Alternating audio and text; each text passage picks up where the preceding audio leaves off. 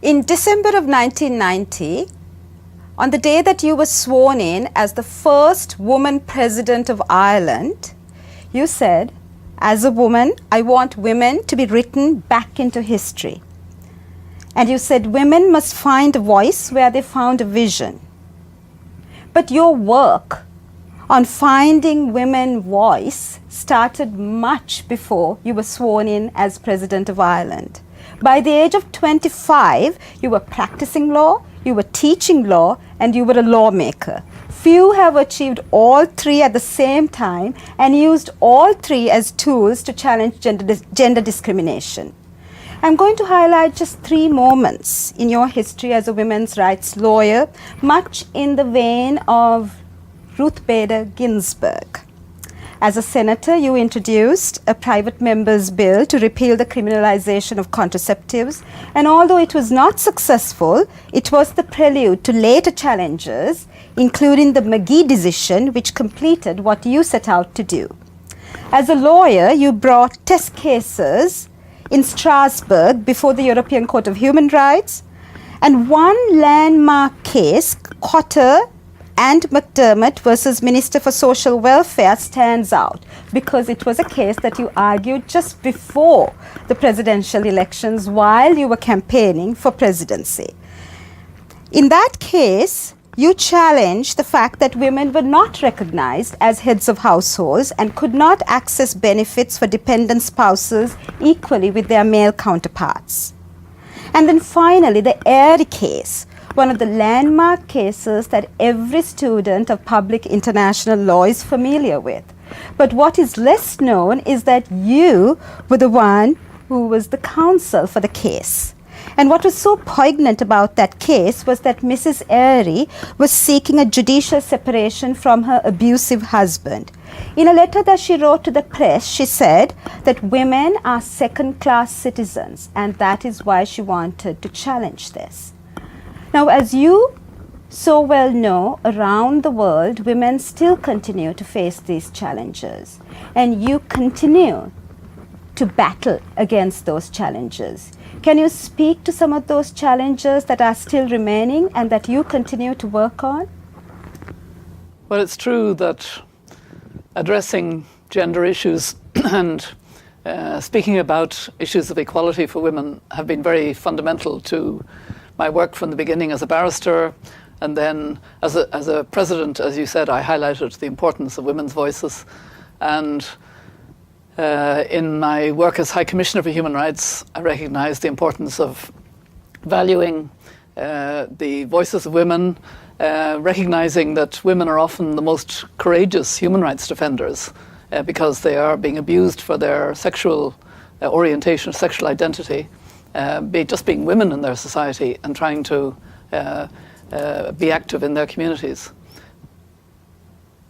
And so I think it's important that we all address issues of gender inequality because it's still a big problem. In my current work for my foundation, we have a troika plus of women leaders on gender and climate change.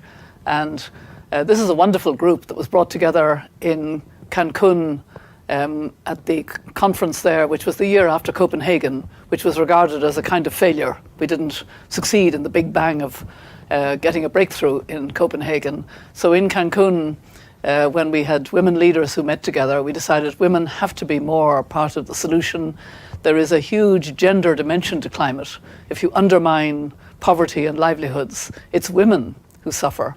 And so we formed this troika plus of women ministers, women heads of agencies, and a few male ministers, but we keep them in their place, who are focused on gender and climate change. And interestingly, currently, just now, in the last months since Paris and since Marrakesh after Paris, we've been focusing on letting that troika of women leaders top down link with women at grassroots and create space for them, create a place for them in the COP, in the Conference on Climate whole administration. There is a gender action plan being formulated, and it is acknowledged that the voices of grassroots women and local and traditional knowledge has to be part of the solution. And the Troika Plus of women leaders is very much supportive of that. I want you now to reflect on another very important turning point in your career when the UN Secretary-General appointed you as the first UN envoy for the Great Lakes, and you were charged with peace building in the African Great Lakes. And I think one of the most important part of that mission and your own agenda was one that connected to what I consider the crowning achievement of the Women's Human Rights Agenda, which is the UN Security Council Resolution 1325, which called for women to be at the peacemaking table, but also to have women's issues inform and shape the peace agenda. And what you did at that point in time in 2013 was that you chaired a conference of over 150 women to increase their knowledge of a framework agreement called the Framework of Hope. And you told them, I am not going to just talk with leaders or heads of state or ministers, I'm going to take a bottom-up approach. And I think what was most moving and powerful about that coming together was that you brought women together transnationally, from Burundi to DRC to Rwanda to Uganda. You brought women across borders. And I think that was really an important agenda, but also a way in which that you informed the Security Council Resolution 1325's forward-looking agenda. So can you speak about the challenges that you faced working on this almost intractable issue? Well, first of all, I was very surprised when I received a phone call. I was at a climate meeting of the European Climate Foundation in France, and I was told that the Chief of Staff of the Secretary-General wanted to talk to me, and she then persuaded me to become the Special Envoy of the Secretary-General on women, peace and security, on the peace and security framework for the Great Lakes in Africa. I knew most of those heads of states very well, and I was kind of encouraged that apparently when my name was mentioned to them, they trusted me enough to say, yes, they would accept me. And my arm was twisted because I was told that this was the first time that a woman would be a senior mediator in a peace talks. And I thought, well, not before time. So I felt I had to accept. And I was determined to do it in a way that would reflect earlier work that I had done on women, peace and security, on Security Council Resolution 1325. I had learned a lot from very good African women like Binta Diop of Femme Africa Solidarité. I had co-chaired with her a high-level panel when we were marking the 10th anniversary of 1325 that led to a Security Council resolution which Hillary Rodham Clinton and other ministers participated in. And that was important. And I was quite determined then, my goodness, I now have to walk the talk. I've got to do something that shows that this matters. And I was dealing with 14 heads of state of the different countries. I was dealing with 4 international organizations, mainly headed up by men, though the SADC was headed up for a while by the woman president of Malawi. But that was the exception. So I decided that I had to meet with women at grassroots, but also form a platform of women who would come together under the main planks of the peace agreement. So they would come together on peace and security issues, on sexual violence, violence against women issues, on livelihoods issues, and on energy issues, which crossed over with my work on climate justice, on climate and energy. And that platform was a real innovation, and I'm very glad to say that my successor has continued it, and that platform continues to be a way for women to be present at the table. I also asked my friend Binta Diop, because she was the special envoy of the chair of the Commission of the African Union, Madam Zuma, to be an ally and to be part of the whole structure as in her capacity as her mandate, and to help me to make it a more women represented at the table, because otherwise there were no women at the table. And I found that I had to actually be very proactive in seeking to make sure that that happened. And that's what you've done throughout your career, build those important alliances.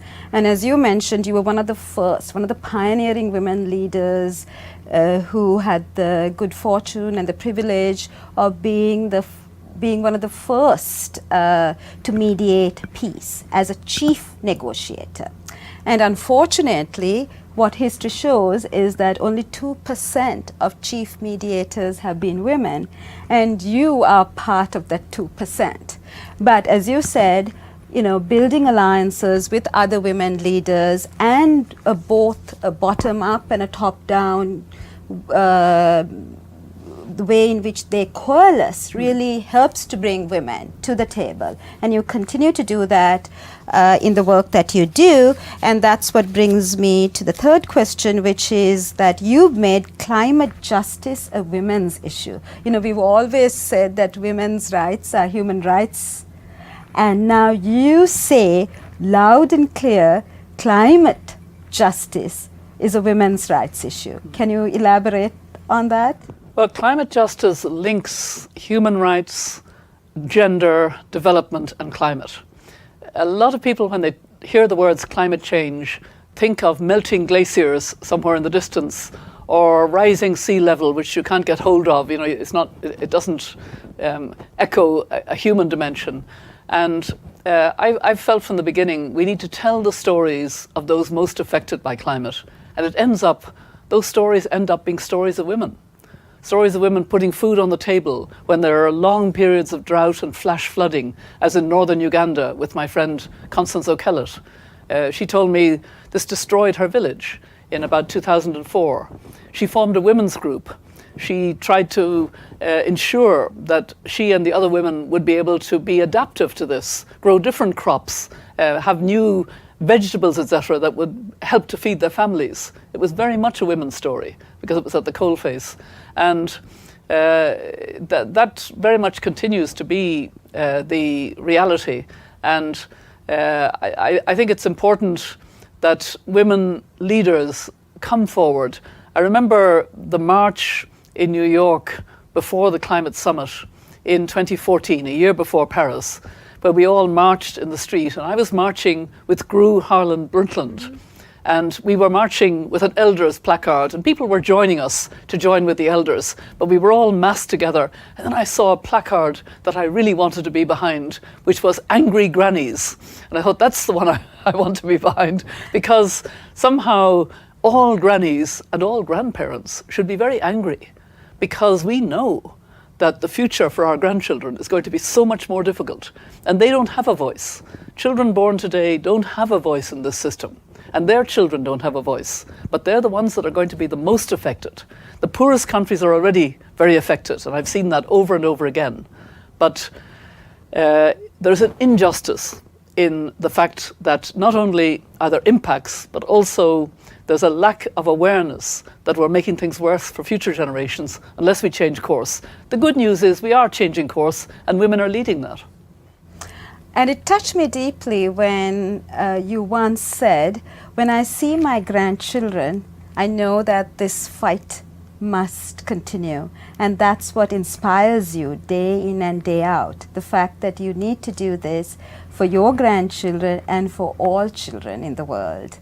So, if I could just say on that, on a personal note, I was extraordinarily moved by the fact that the Paris Climate Agreement, in a moment of great emotion at the international level, was signed on the 12th of December of 2015.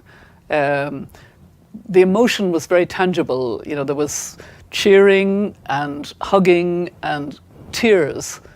But my husband was waiting for me because it was our 45th wedding anniversary, and it was the 12th birthday of our oldest grandchild. And there was a perfect kind of sense of purpose in that. We needed a climate agreement that would deal with his life. He'll be in his early 40s in 2050, half his life to lead, with 9.6 billion people.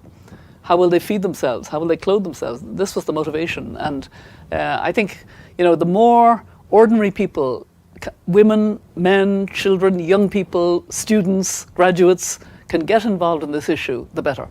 So it was the best birthday present for your grandchild and the best anniversary present, right? It really celebrated the partnership that you share and enjoy with your husband, who has been such a champion of everything that you have done and achieved. And of course, it's part of your legacy and the legacy that you leave for your grandchildren and for the children of this world. So that brings me back in time to your history, when once again I want to remind everyone that when you took oath as President of Ireland at your inauguration, you commented in a way that made us believe how important European integration and the European project was for you. And you said this 27 years ago in 1990. You said, as the elected president of this small democratic country, I assume office at a vital moment in Europe's history. Ideological boundaries are withering away and ushering in a new Europe. Now, 27 years later, there are some dramatic changes, and we are now at another inflection point in Europe. President Robinson, 27 years from now, how do you think we will look back at this moment? I think that's a difficult question to answer, but the European Union has gone through a heavy series of crises, and we now have Brexit, which is the United Kingdom actively deciding to leave Europe, which is not good for my country, Ireland.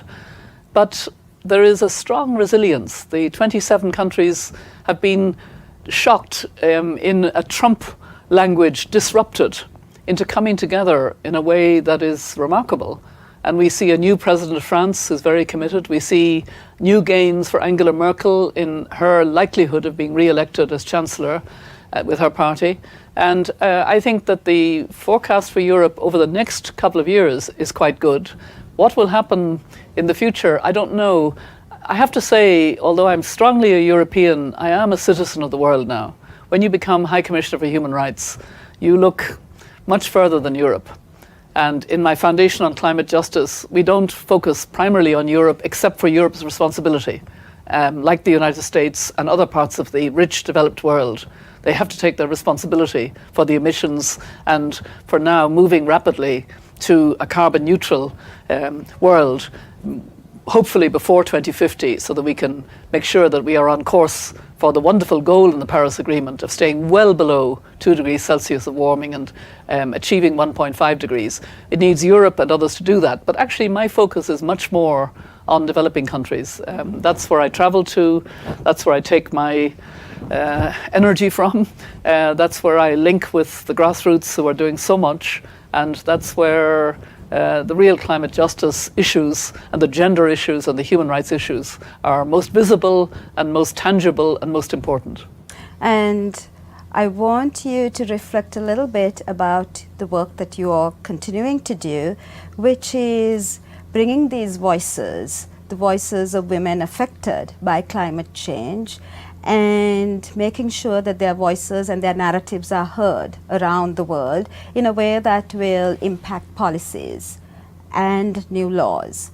So, can you speak a little bit about that project, about... Well, let me give you an example. Let me give you an example. I was recently invited as president of my Foundation on Climate Justice to attend a hearing of a committee of the European Parliament on gender and climate justice. First time the European Parliament used that term of climate justice formally, so we were happy to participate. But I was determined that we should also have the voice of a grassroots woman. And the European Parliament said, oh, that's very difficult for us, we can't invite a grassroots woman. We can invite you, we'll pay for you to come to Brussels, but we can't pay for a grassroots woman. So I said, well, look, my foundation will do that. And we brought a young woman of the Sami indigenous people of northern Sweden, Gianni, I can't remember her second name now, and she was brilliant. She happened to be a member of the Sami Council at the age of 26. She was a graduate in chemistry of Gothenburg University in Sweden, very articulate, but she was a reindeer herder. She was a genuine indigenous woman, and she spoke about the problems of their community.